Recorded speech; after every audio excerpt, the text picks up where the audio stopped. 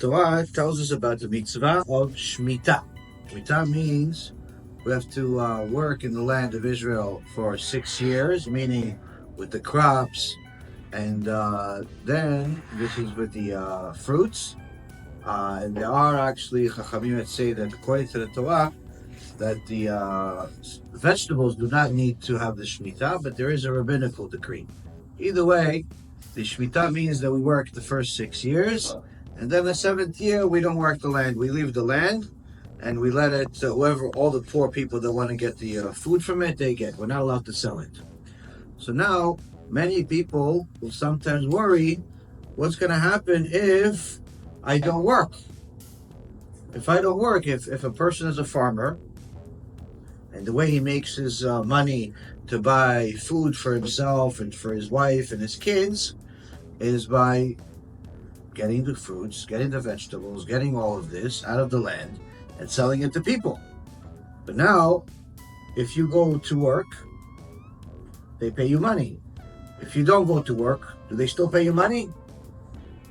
No.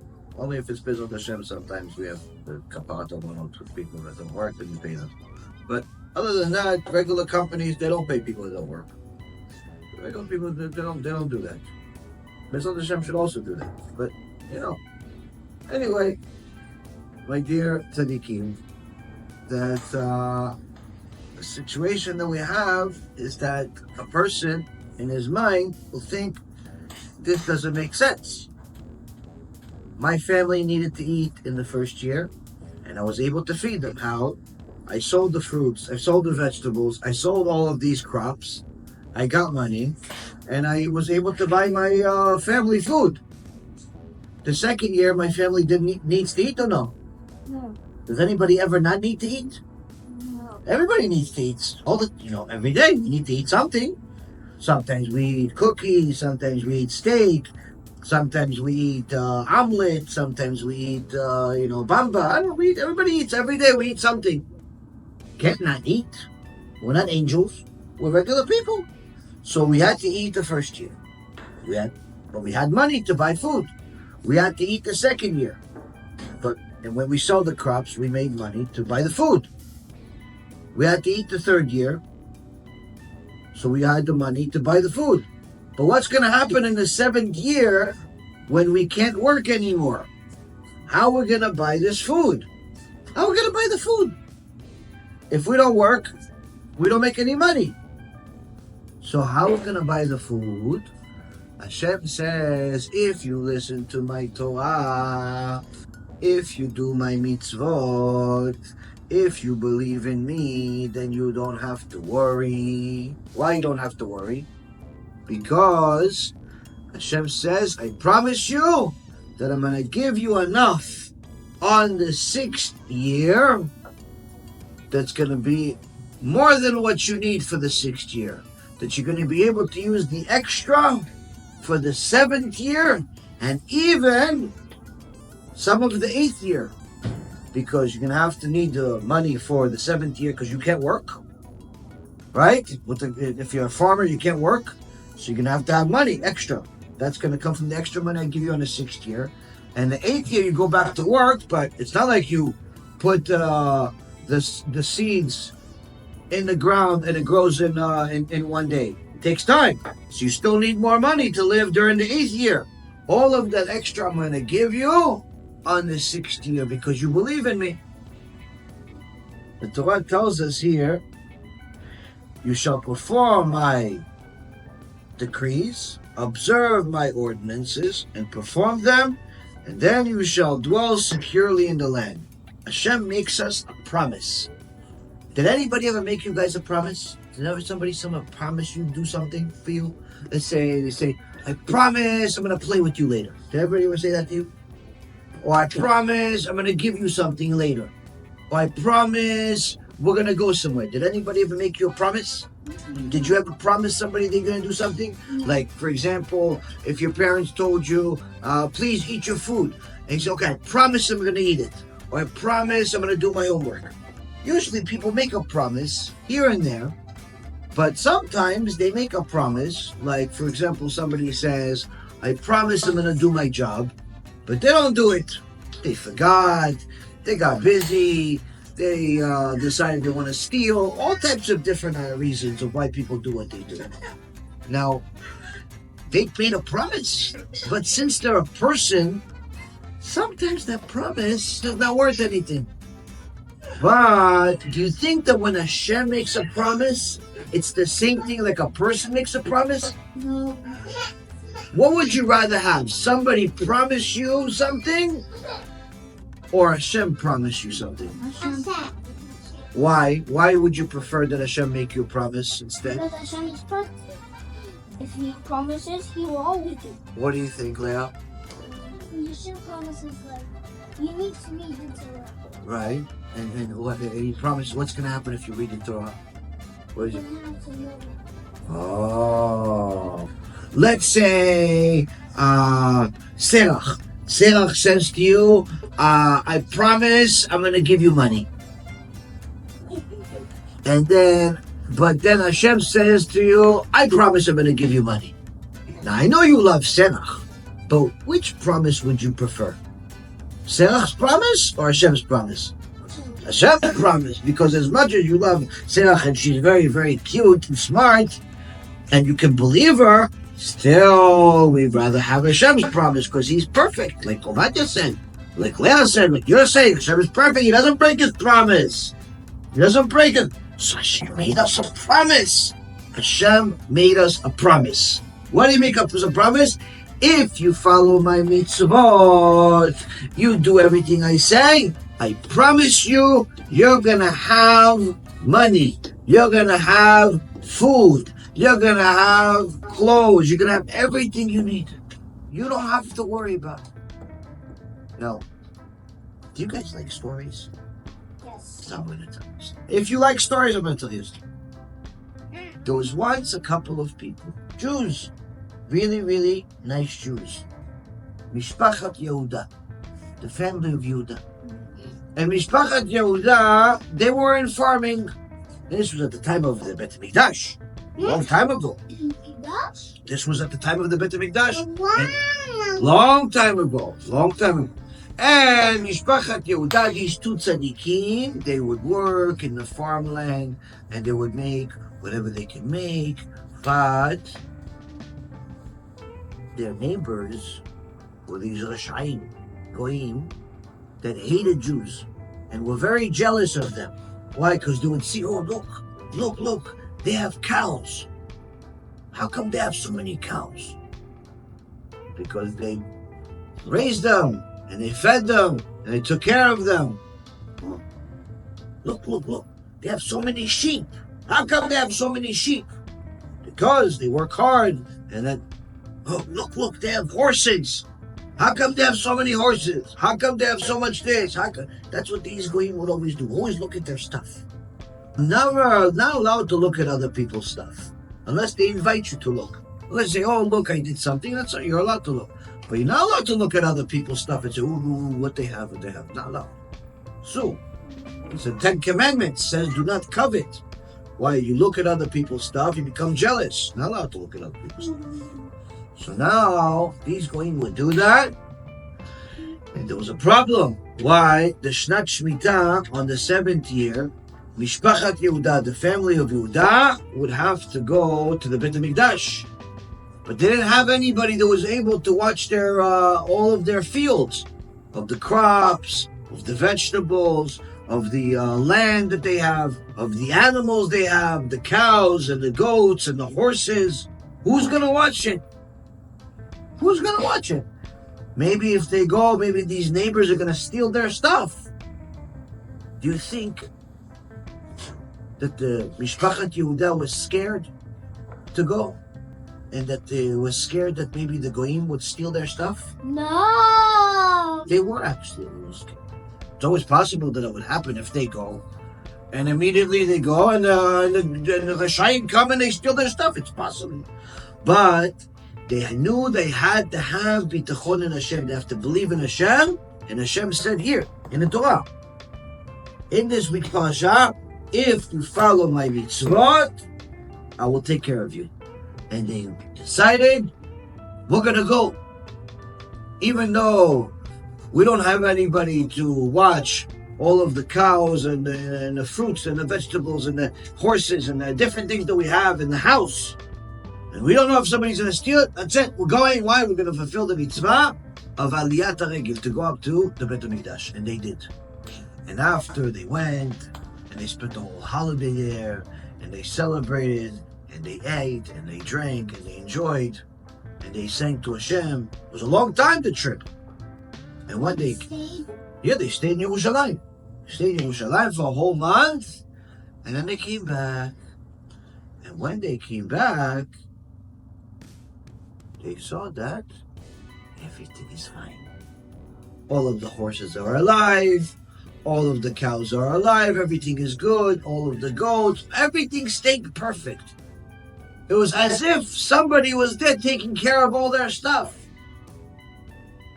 And all of a sudden, as they're getting in, settling in, the neighbors, the Rashayim come, say, hey, so how's it going? They said, oh yeah, it was very good. We just came back. So the Rasha says, just came back? Where'd you go? He says, we went to Yerushalayim. And the Rasha said, wait, what? What do you mean you went to Yerushalayim and you came back in the same day? He says, no. I've been gone for a month. I haven't been here a whole month. He says, oh, just you, but the rest of the family was here. He goes, no.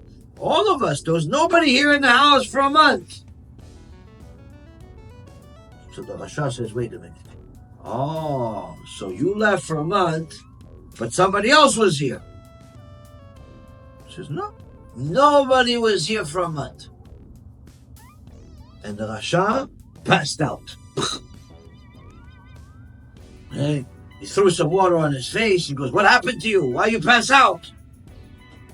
He says, the Rasha that says to him, now I know that you're God. He watches you. He takes care of you, protects you. He says, yeah, I know, but why do you know that? You're Rasha. You don't believe in my God. He says, listen, the truth is, we knew that your holiday is coming up, and we knew that you were planning on going. And me and the rest of my Reshaim friends were planning on stealing all of your stuff. As soon as you left, we all planned, oh, he's going to take the cows, he's going to take the goats, he's going to take the horses, he's going to take all the vegetables, he's going to take this, and then we planned on even burning your house. But on the day that you were supposed to be gone, we came, and as soon as we got closer, we started hearing noise. And we looked into the house, and we saw people walking into the house. We said, he's still here. I guess he's running late. Okay, we'll come back tomorrow after he leaves. And then we came back the next day, and we were ready, and all of a sudden we see there's still people in the house. So we said, he's running late. So we said, you know what, they're usually gone for a long time. Let's come back here in a couple of days. And we came back a few days later, and there's even more people in the house. And then we said, so I guess he's having a party in his house. Maybe he's not going to this Jewish holiday.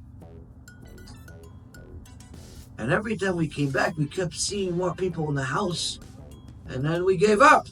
But now that you're telling me that nobody in the house, now I know that who was in your house? Your God sent you angels. Angels to be in your house, to protect it, to protect you because you love your people. Even the Rasha saw this. Even the Rasha knew that Hashem protects the Jewish people. Now this parasha says there's at the time of Moshe Rabbeinu and throughout most of history, there used to be slaves. Slaves are people that come and they work for their master and they do whatever they need to do. If he says go work on the field, they go work on the field. Says make food, they make food. Clean the house, they clean the house. They do whatever. And then you, the master that owns the slave, takes care of them, gives them food, gives them a place to stay, gives them even a wife to marry, gives them everything that they need. there's a Jewish slave, there's a non-Jewish slave, there's different laws for different ones. What is a goy slave? Okay, there's goyim slaves, but you have to treat them good. You can't just, you can't be bad to them. You can't torture them or do bad things to them. But they work for you. They work for you. Now, this is at the time of the Torah. Today, the whole idea of slaves has changed. It's not the same thing as it used to be. But there's something that's going to happen in the future. The Torah tells us that in the future, when Mashiach comes, BeEzrat HaShem very soon, when the Mashiach comes, then the Mashiach is going to destroy all of the Reshaim, all of the enemies of Am Yisrael. He's going to destroy all of them. And then there's going to be some good goyim. Some goyim that they love Hashem, they love the Jewish people, and they love the Torah, and they're not Reshaim. They're not against Am Yisrael. So Hashem is going to let them live. But these goyim is okay, we're alive now, but what are we going to do? We want to learn Torah. How are we going to learn Torah? All of the Jewish people are busy. They're learning Torah. They're with the Mashiach. They're have Bet Mikdash. What are we going to do? So Torah tells us, these goyim, they love the Torah and they love the Jewish people and they love Hashem so much, they're going to come to the Jewish people and say, we know that our fathers have lied to us. That's why we follow Hashem. We follow the Torah. But we need a rabbi. We need somebody to teach us Torah. So we are going to be your slaves and do everything that you need. We'll take care of the crops in the field. We'll take care of the horses and the cows and the houses and the cooking and everything you need. In return, you teach us Torah. You teach us Torah. That's all we want. We want you to teach us Torah. And every Jew that has a tzitzit, for every tzitzit that he has, he will have 2,800 slaves. 700 slaves for each corner. 700, 700, 700, 700. So 700 times 4 is 2,800. It's 2,800. So every Jew that has a tzitzit will have 2,800, 2,800 slaves. So what about the women? Well, guess what? You're going to be married to a tzadik. You're going to be married to a tzadik. And guess what? Your tzadik husband is going to have tzitzit. And therefore he's going to have 2,800 slaves. They're going to help you. They're going to help you in the kitchen. They're going to help you clean the house. You could just sit there and relax and enjoy and listen to your tzaddik husband teaching Torah. But then you're going to have kids. And those kids are going to have tzitziot. And guess what? They're also going to have the slaves working for them. They're going to make them toys. They're going to make them a playground and do all types of things. Why? Because they want to learn Torah. Because they know that Torah is the best. They know that Torah is the best. They know that Torah is good. So Torah tells us, yes, there is a concept of slaves, but there's the slaves according to the Torah, and the slaves according to the Reshaim. The Reshaim, when they have slaves, they're like the Egyptians, where they beat the Jewish people, and they kill them, and they torture them. That's the Reshaim. But then there's the slaves for the Jewish people according to the Torah. Those slaves, they're treated good, they're treated fair, they're given food and shelter, they're given everything that they need, and they're treated fairly. And guess what? They can even be freed to become Jewish, to convert to Judaism. If their master wants to let them become Jewish, they can become Jewish even. And then they're gonna have 2,800 slaves. So you can do that. But the point is that we see here that at the time of Mashiach, what's going to be the most important thing? The Torah. And what's the most important thing now? The Torah. The only problem is that today a lot of people don't know that the Torah is the most important. So if we continue to learn Torah and continue to do mitzvot And we have a tzitzit. Does everybody have tzitzit? Yeah. Do you know that your tzitzit means you're going to have 2,800 slaves? They're going to help you and build you Legos and build you houses and playgrounds and whatever you need. So you can and a big slide, and you can enjoy learning Torah in peace and not worried and not being concerned. If you want breakfast, they'll make you breakfast. And if you don't like it, you say, no, of course, everything is kosher. Well, at the time of Mashiach, everything is kosher. Of Mashiach, some say we'll even start eating man, like the manna, like we did in the desert. Either way, a person is going to have all of these slaves. For what? For the easy mitzvah of a tzitzit. For just the tzitzit, you get so many, 2,800 slaves. So if we get so much, Hashem is going to give us so much just for wearing tzitzit. Imagine what He's going to give us for fulfilling the rest of the Torah, for keeping Shabbat, for keeping kosher, for learning Torah. So if we're going to get so much for just tzitzit, it's very important. But is that the only mitzvah we have is tzitzit? No. No, we have many other mitzvot. Torah. Right. We have so many. In every one of those mitzvot, Hashem will reward us big rewards for it. And that's why we have to be strong. Peyot, of course. That's another mitzvah. It's Kiddush Hashem. That's our witnesses. That's our witnesses. Yes, it's simanim. Chazak. So this is why we have to stay strong, continue learning Torah, continue doing mitzvot, and BeEzrat HaShem, HaKadosh Baruch Hu will reward us, and we'll continue to get closer and closer to Hashem and get the rest of Am Yisrael closer to Hashem. Chazakim uvuchim. Baruch Hashem. 1, 2, 3. Thank you, Hashem. 1, 2, 3. Good. 1, 2, 3. Kiddush Hashem. 1, 2, 3.